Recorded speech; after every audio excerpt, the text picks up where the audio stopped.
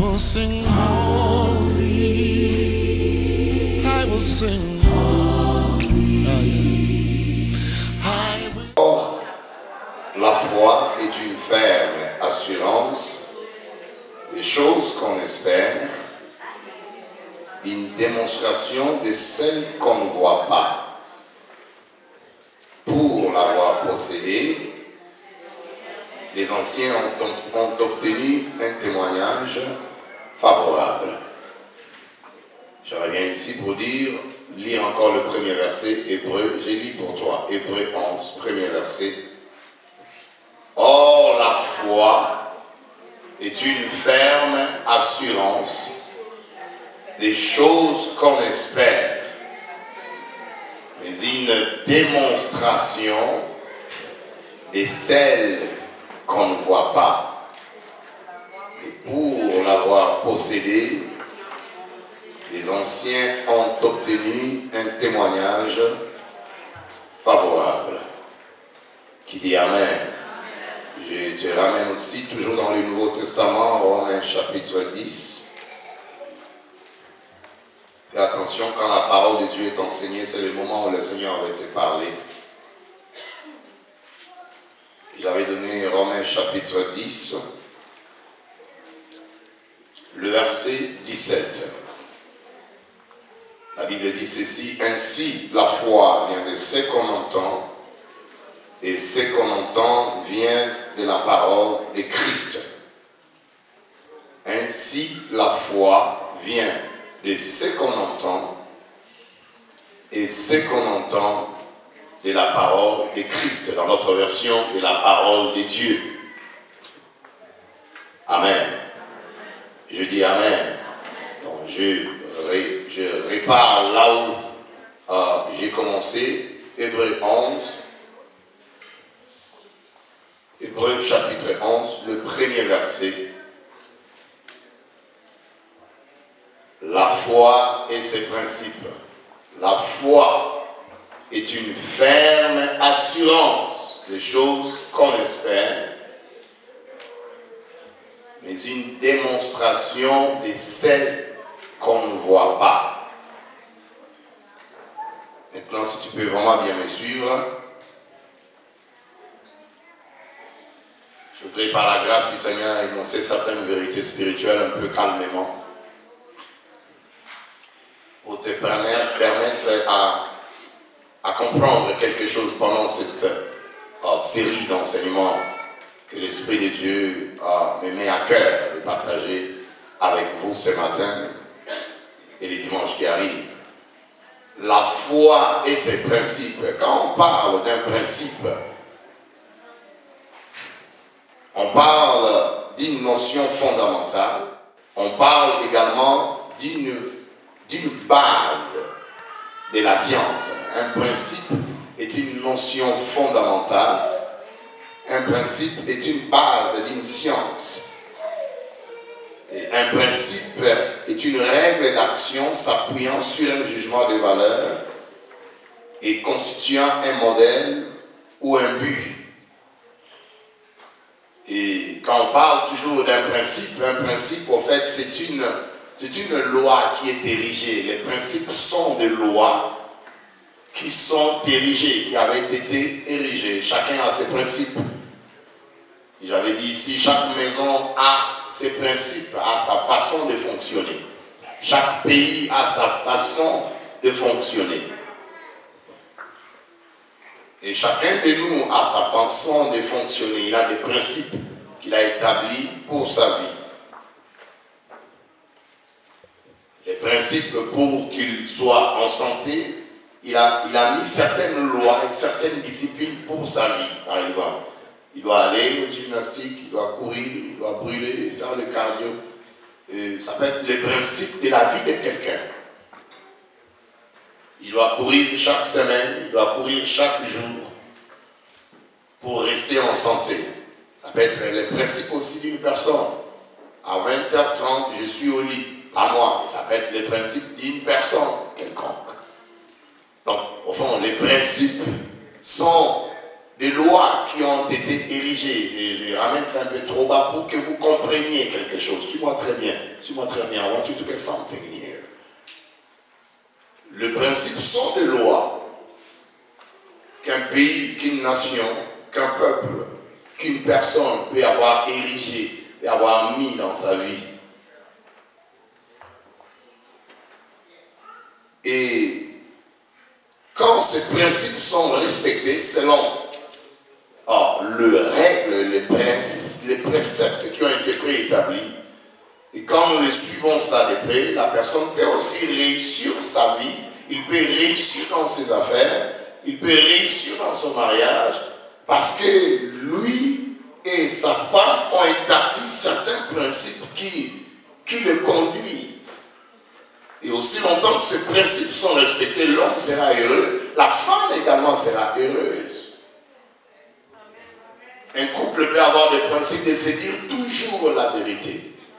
Un couple peut avoir comme principe de ne rien cacher, dire toujours la vérité à son conjoint ou à sa conjointe. Ça peut être aussi un principe. Un couple peut avoir comme principe une troisième personne ne peut pas entrer dans notre mariage. Non, non. Le mariage c'est à deux, moi et toi, that's it. Une troisième personne va venir nous tuer. Ça peut être le principe d'un couple. Je parle ici de la foi et de ses principes. De la même façon, tu as des principes pour ta vie. De la même façon, la loi a des principes. La science a également des principes. L'Église a des principes. De la même façon aussi, là, ces principes que nous allons voir aussi longtemps, au fur et à mesure que nous allons avancer dans ces séries d'enseignements. You need to understand what faith is and how faith operates. Because everything in God's kingdom, we get it by faith and faith only. Tu dois comprendre ce que c'est la foi. Tu dois comprendre les principes de la foi afin de recevoir aussi et de voir les œuvres de la foi être produites dans ta vie, afin de les palper, de les vivre, parce que toutes choses dans le royaume de Dieu, nous les recevons par la foi et par la foi seulement. Everything in God's kingdom, we receive it by faith and faith only. There is no other alternative to receive anything from God. There is no other way to live and experience the fulfillment of the promises of God if you don't have any faith into your heart. Il n'y a pas d'autres alternatives de vivre l'accomplissement du plan de Dieu dans sa vie. Il n'y a pas d'autres options de palper et de vivre les promesses de Dieu dans sa vie si tu ne le reçois pas par la foi. Il n'y en a pas d'autres options.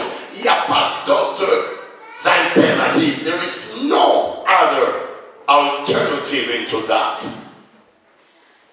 Toutes choses dans le royaume de Dieu, nous les recevons par la foi. Voilà pourquoi moi, j'insiste souvent sur la foi. Toutes choses, c'est par la foi que tu vas les recevoir. Si tu dois les recevoir, ça ne sera que par la foi que tu recevras ta guérison. Ça ne sera que par la foi que tu recevras ta délivrance. Ça ne sera que par la foi que tu recevras ton mariage. Ça ne sera que par la foi que tu recevras la percée de ta vie. Ça ne sera que par la foi que tu vas avancer et aller très loin dans les choses de Dieu, dans ta carrière, dans ton mariage, dans tes affaires. Ça ne sera que par la foi. Tu peux prier 24 heures sur 24, mais si tu n'as pas la foi, c'est seulement des bruits que tu as sonné, des trompettes, des cris en l'air qui ne te produiront rien.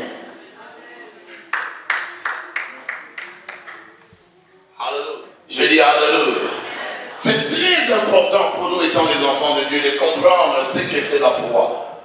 De comprendre également les principes de la foi. Et s'il n'y a pas la foi, on peut gêner, on peut prier, mais s'il n'y a pas la foi, on ne va rien voir, on ne va rien recevoir. La foi, ce n'est pas les cris, la foi, ce n'est pas les émotions. La foi, ce n'est pas des sensations. You know, sometimes you can feel, you know, most of us Pentecostal, we want to feel, you know, you want to feel God's power all over you.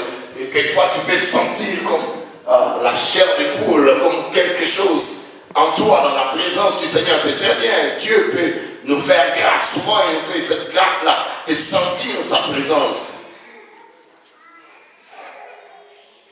Mais la foi, ce n'est pas les sensations. Ce n'est pas les sensations. Que tu le sentes ou pas, un homme de foi doit savoir que là où 2 ou 3 sont assemblés en mon nom, je suis là au milieu d'eux, dit le Seigneur.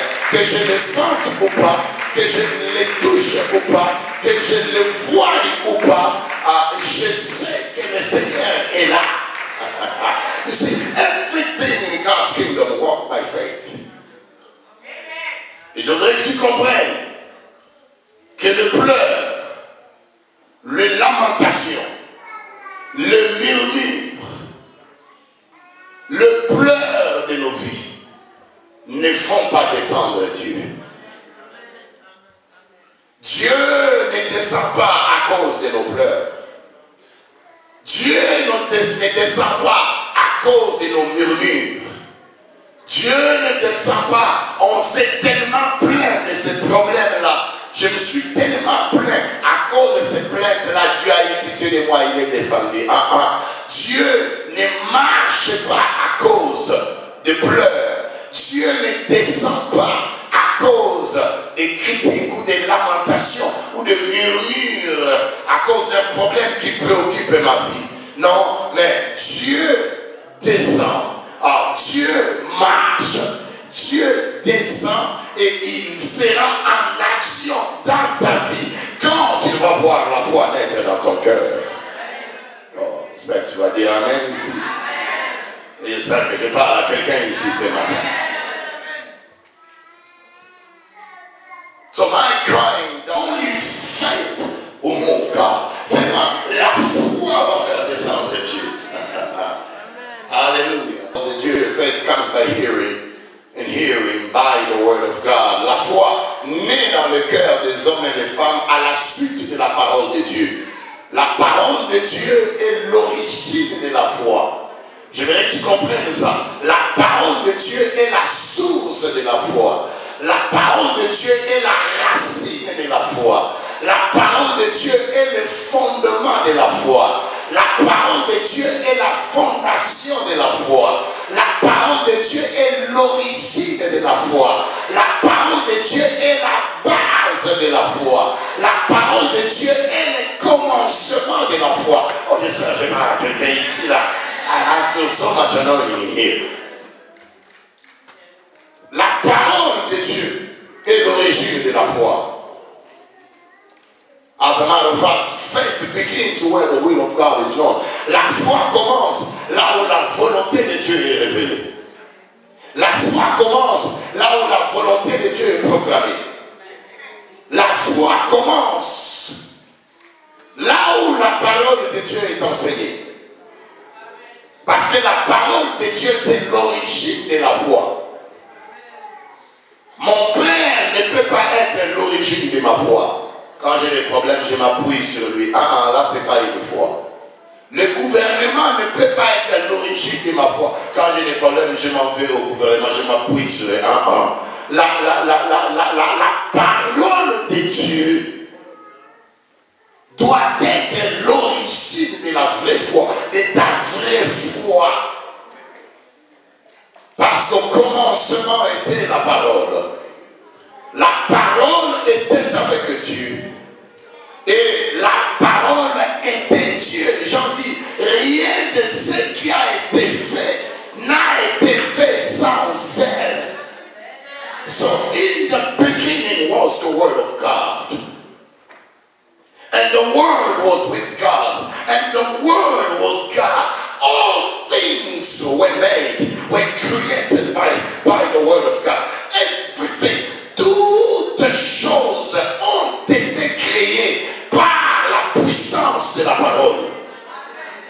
Créateur disait, l'Éternel de l'acte, que la lumière soit, et la lumière fut. Qu'il y ait des poissons dans la mer, et il y ait des poissons dans la mer. Tout a été créé par la parole. Que ce soit des choses visibles que tu peux voir avec tes yeux physiques, que ce soit des choses invisibles que tu ne peux pas voir avec tes yeux physiques, tout a été créé par la puissance de la parole. Oh my God. See, the word of God must be the basis of your faith. You are to base your faith on the word of God. Tu dois baser ta foi sur la parole de Dieu. You don't need to rely on anybody. You don't need to rely on anything. You don't need to rely on any other pastor. But you are to rely on the word of God. Ta foi doit être enracinée. Elle doit être imprégnée. Elle doit s'enfoncer dans la parole de Dieu. Oh, je vais croire ce que Dieu ne voit pas avec mes yeux physiques. Je vais continuer à croire la parole. S'il m'a promis le mariage, ce mariage viendra. Peu importe le temps que ça peut prendre, je vais passer ma foi sur ce que mon Dieu a dit. Il a dit toutefois dans le Seigneur, il n'y a point d'homme sans femme, il n'y a pas non plus de femme sans homme. Je vais prier, je vais gêner, mais je vais libérer ma foi. Je vais exercer ma foi à croire à ce que Dieu m'a dit. Oh my God, my God, my God. My God, my God. La foi dit en lui-même, je ne suis pas ce que les hommes disent que je suis. Je ne suis pas ce que la science dit que je suis. Je ne suis pas ce que ma famille dit que je suis. Je ne suis pas ce que mes amis pensent que je suis. Je ne suis pas ce que la médecine pense que je suis. Je ne suis pas ce que mon père dit que je suis. Je ne suis pas ce que mes oncles disent que je suis. Je te bénisse. Je ne suis pas ce que la société dit que je suis. Mais en réalité et en vérité, je suis ce que Dieu dit que je suis. Oh, ce que Dieu a déjà dit dans sa parole. Oh, et non jamais un pas. Il a dit que 1000 tomberont à ton côté et 10 000 tomberont à ta droite. Tu ne seras jamais à terre. Ça, c'est la parole de l'évangile. Ça, c'est la parole qui sauve. Ça, c'est la parole qui guérit. C'est l'heure maintenant de croire à la parole. Touche des personnes, dis-leur, c'est l'heure de croire à la parole. C'est l'heure d'exercer ta foi à la parole. Touche des personnes pour moi, dis-leur, c'est l'heure. Nous faisons un retour à la parole.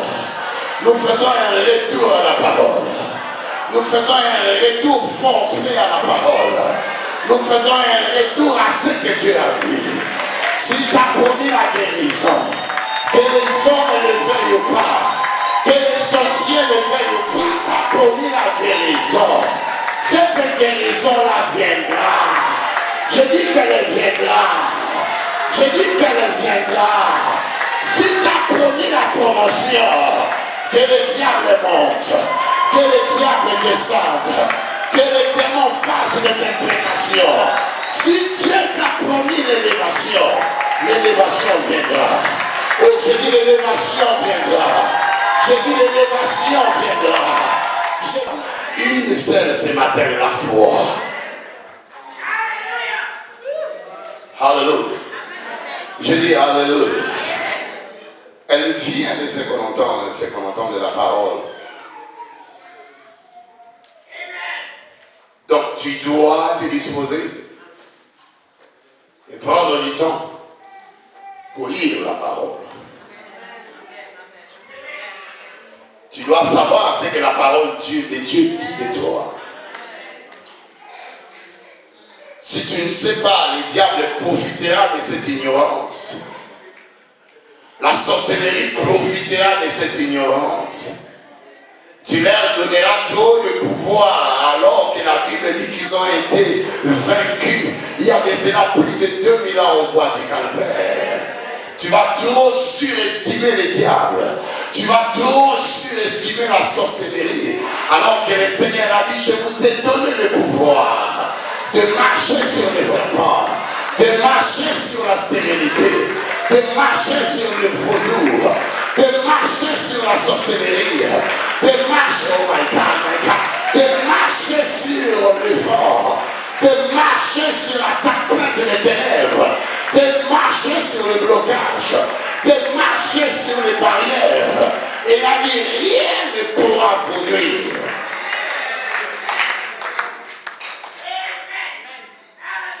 You gotta have time to read the Word of God, to meditate on the Word of God. The problem that we got here, many Christians don't read the Bible. Many Christians don't have time to read and meditate on the Word of God.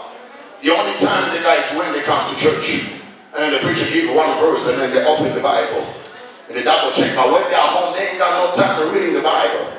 Quand on est à la maison, on n'a pas le temps de lire la Bible.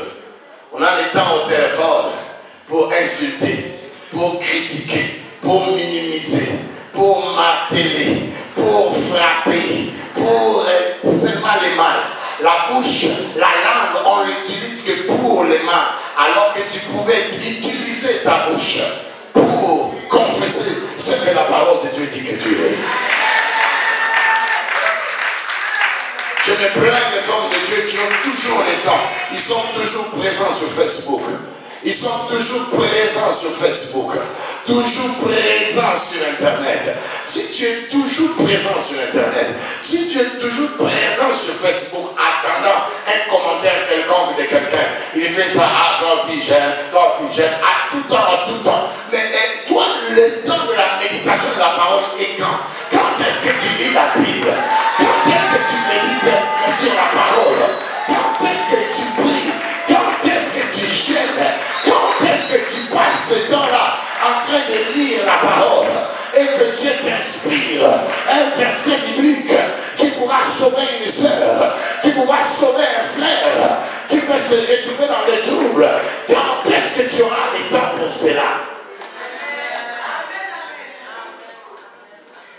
That's why we got so many preachers and they preach the word but they don't believe in what they're preaching. On a beaucoup de prédicateurs comme ça, ils prêchent la parole, mais eux-mêmes ne croient pas ce qu'ils prêchent. Ils prêchent pareil. Je refuse d'être ce genre de chrétien-là. Oh, j'ai dit, je refuse d'être ce genre de chrétien-là. Je refuse cela. S'il a dit, ils imposeront les mains aux malades et les malades seront guéris. Mais dans ta main, impose ta main. Oh, mais s'il ne guérit pas, ce n'est pas mon problème.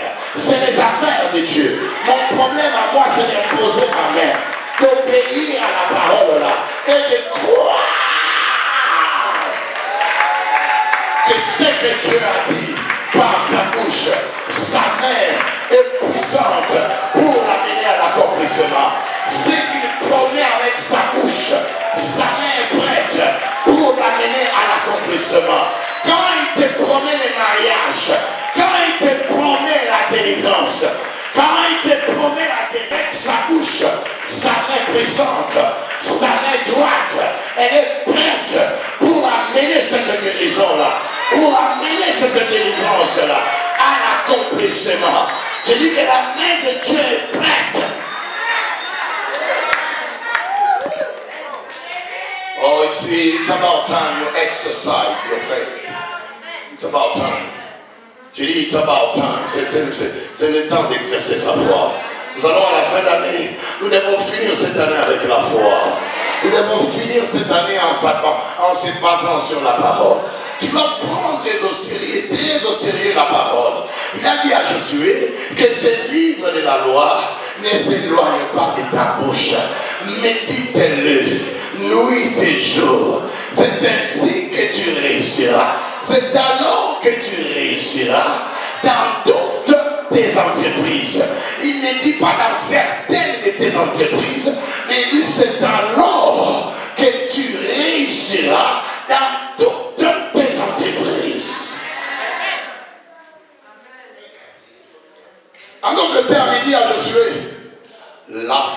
force de ta réussite, elle n'est pas basée sur ton expérience. Elle n'est pas basée sur les nombres d'années que tu es passé à côté de Moïse. Les nombres d'années que tu es passé à l'église, ça fait 20 ans que je suis chrétien. Ça fait 15 ans que je vais à l'église. Il y a des chrétiens qui te fatiguent comme ça. Ça fait 30 ans que je suis dans le Seigneur. Tu es un petit dans les choses de Dieu. Non, non, la réussite de ta vie, elle ne sera pas basée sur ton expérience, mais elle sera basée sur la parole. Je dis sur la parole. Oh, je disais sur la parole. Je disais encore sur la parole. Pierre a dit, nous avons travaillé nuit et jour sans rien prendre. Mais sur ta parole, j'ai jeté le filet. Peut-être que tu as prié, tu n'as rien vu. Peut-être que tu as gêné, tu n'as rien vu. Tu as beaucoup demandé, tu n'as rien vu. Mais je vais te rappeler, ma soeur et mon frère, essaye encore les filets de la parole. Essaye encore à lancer les filets de la foi. Je dis le filet de la foi sur la parole de Dieu. Tu te marieras sur la parole de Dieu. Cette église ira de l'avant sur la parole.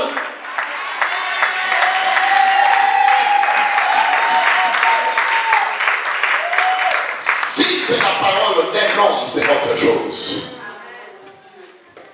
Mais c'est la parole de Dieu. And how many know that we serve a God who never lies? Combien savent que nous servons un Dieu qui ne ment jamais? Je dis qui ne ment jamais. Je dis qui ne ment jamais. Base ta foi sur cela. Dieu ne ment jamais. Balaam a dit Dieu n'est pas un homme pour mentir. Il n'est pas un fils d'un homme pour se repentir. Ce qu'il a dit, ne le fera-t-il pas? Alléluia. Oh, je dis Alléluia. Ce qu'il a déclaré, ne l'exécutera-t-il pas? Oh my God, il le fera parce qu'il est Elohim. L'éternel Dieu tout-puissant est plein de majesté. Il le fera parce qu'il est Jéhovah Shammah. L'éternel Dieu présent parmi son peuple. Il est présent à New York, il est présent à Boston, il est présent au Cameroun, il est présent ici. Au même moment, il est présent. Je n'ai jamais vu un tel Dieu. Oh, je dis Alléluia. Je dis Alléluia. Oh, je disais Alléluia. Prononce-moi les amens. Alléluia. Et méditez sur la parole. Avoir du temps pour mettre cette parole-là d'une sémence incorruptible. La parole de Dieu est une sémence incorruptible. Moi et toi, nous sommes le fruit d'une sémence. Tout dans la sémence, c'est le fruit d'une sémence. Tout commence d'abord par la sémence. Après, la sémence va germer. Après 30 ans plus tard, vous avez un président de la République. Tout commence par la sémence. La parole de Dieu est une sémence incorruptible. Mais il ajoute en disant, cependant, cette sémence qui est incorruptible doit être plantée dans une bonne terre. Elle doit être plantée. Elle doit être déposée dans une bonne terre. Dans une terre qui est féconde.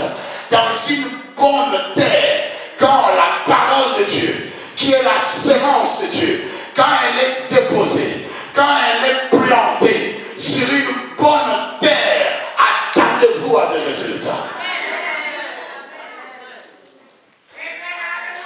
So the question is, are you a good ground for the word of God? Est-ce que tu es une bonne terre pour la parole de Dieu? Est-ce que ton cœur est une bonne terre, une terre fertile? Vous savez, il y a des terrains où tu plantes zéro. La terre est tellement aride, la terre est tellement sèche. Mais il y a des terres où si tu prends le même grain d'haricot et tu vas les semer sur une autre terre, quelques temps plus tard, quelques mois plus tard, il y a les résultats. Est-ce que tu es une bonne terre? Alléluia. Je dis Alléluia. Alors, Hébreux 11 dit la foi est une ferme assurance. Je disais ici que le chapitre 11 des Hébreux traite de la foi et de sa capacité de vision et de persévérance. Hébreux 11 nous présente des hommes et des femmes de l'Ancien Testament qui possédaient une vision spirituelle et excellente et qui supportèrent volontiers l'opprobre et la souffrance plutôt que de renoncer à leur foi. Et le premier verset de Hébreux 11, comme j'ai dit autrefois, n'est pas vraiment la définition de la foi, comme l'a pensé un commentateur dont je suis en accord avec. Mais Hébreux 11, le premier verset, constitue plutôt une description de ce que la foi accomplit pour nous.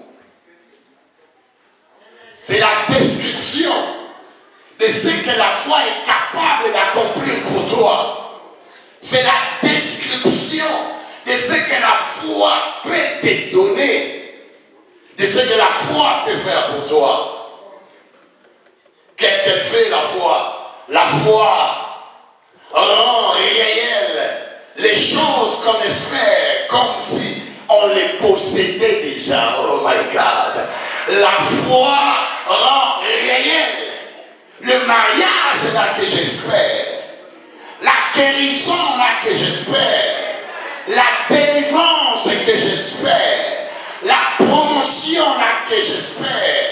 La foi rend réel les choses qu'on espère, comme si on les possédait déjà. Oh my. Et elle produit une démonstration évidente de la réalité de bénédiction spirituelle et invisible du christianisme. Je n'ai pas encore vu ces mariages-là. Je n'ai pas encore eu cet enfant-là que Dieu m'a promis. Malgré que le médecin m'a dit que je ne peux jamais concevoir ou mettre au monde, je n'ai pas encore vu cet enfant-là. Les jours passent, les semaines passent, le mois passe, les années passent. Je n'ai pas encore vu cela avec mes yeux physiques. J'espère avoir un enfant. J'espère aussi qu'on me compte parmi les mamans qui ont aussi des enfants. Mais la foi va rendre cette promesse-là invisible que tu n'as pas encore touchée. Elle va la rendre palpable. Elle va la rendre tangible dans ton cœur. Donc tu vas te dire en toi-même, même si je n'ai pas encore touché cet enfant-là, même si je n'ai pas encore palpé ce miracle-là, mais dans ton cœur, il y a une foi, il y a une certitude, il y a une assurance, il y a une conviction qui sera tellement dans ton cœur que tu sais, et que tu sais, et que je sais que j'ai cet enfant-là. Comme le pasteur Noël avait dit ici, cet enfant-là, il est en route. Ce miracle-là est en route. Cette bénédiction-là est en route. J'espère que je parle à quelqu'un ici. Cette grâce-là, elle est en route. Cette délivrance-là, elle est là. Je dis, elle est là. Elle est en route. C'est juste une question de temps. Elle est en route. Je n'ai pas encore vu, je n'ai pas encore touché, mais dans mon esprit, dans mon cœur, j'ai la conviction.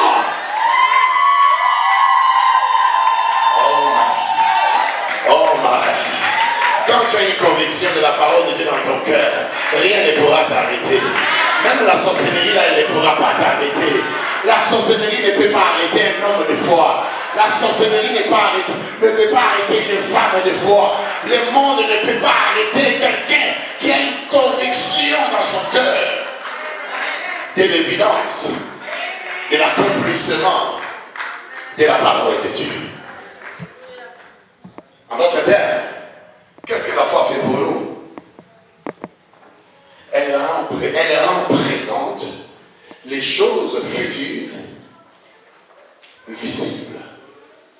Les choses futiles que j'espère que je vais voir. La foi les rend présentes et les rend visibles. Elle rend visibles les invisibles. Alors maintenant, je pourrais définir ici ce que c'est la foi avant de finir.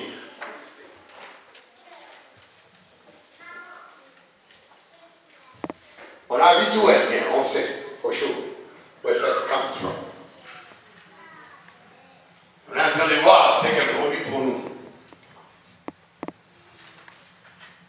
C'est mieux aussi de comprendre ce qu'est la foi. Mais je te donne une définition simple de la foi. La foi est la confiance en la fidélité de Dieu. La foi, c'est la confiance que nous plaçons sur la fidélité de Dieu.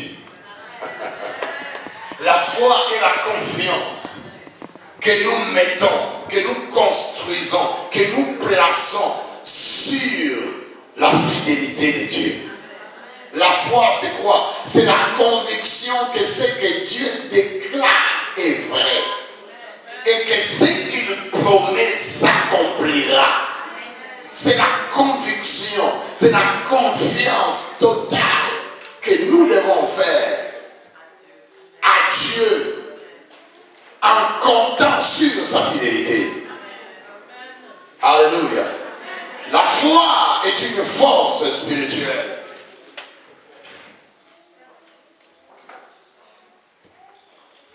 La foi s'appuie sur des révélations et sur des promesses de Dieu pour son fondement.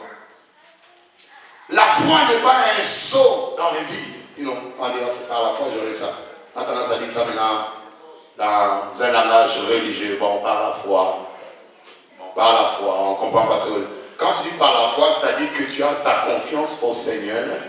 Tu as un verset biblique sur lequel tu t'appuies, qui traite les problèmes que tu as, qui a déjà parlé de la situation que tu traverses. Donc quand tu dis que j'ai la foi que le Seigneur va faire, c'est-à-dire que tu exerces ta foi, tu mets ta confiance en la fidélité de Dieu concernant la promesse qu'il t'a promise dans sa parole. La foi n'est pas un saut dans le vide, tu montes, je ne sais pas, au 20e étage de ton immeuble et puis tu veux te jeter dans le vide. Non, non, la foi n'est pas un saut dans le vide. Elle exige la preuve la plus sûre de l'univers. Elle trouve cette preuve-là dans la parole de Dieu. La foi ne se limite pas à des possibilités, mais elle pénètre le royaume de l'impossible. La foi commence là où s'arrête le possible. Et si c'est possible, alors Dieu n'en retirera aucune gloire. La foi puissante regarde la promesse et s'appuie sur Dieu seul. La foi véritable se moque des impossibilités et se crie que cela se fera. Cela est possible. Mon Dieu le fera. Oh, ça peut tarder, mais mon Dieu le fera.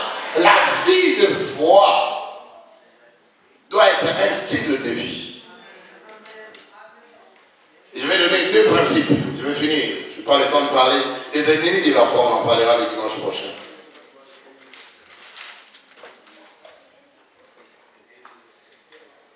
Quelques principes de la foi. Le premier principe de la foi est le suivant. La foi fait vivre les croyants. La foi fait vivre.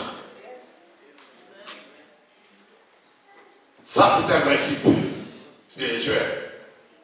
La foi te fera vivre. Habakkuk 2, verset 4. La Bible dit, le juste vivra par sa foi. Par sa foi. La foi fera vivre ton mariage. La foi fera vivre tes affaires.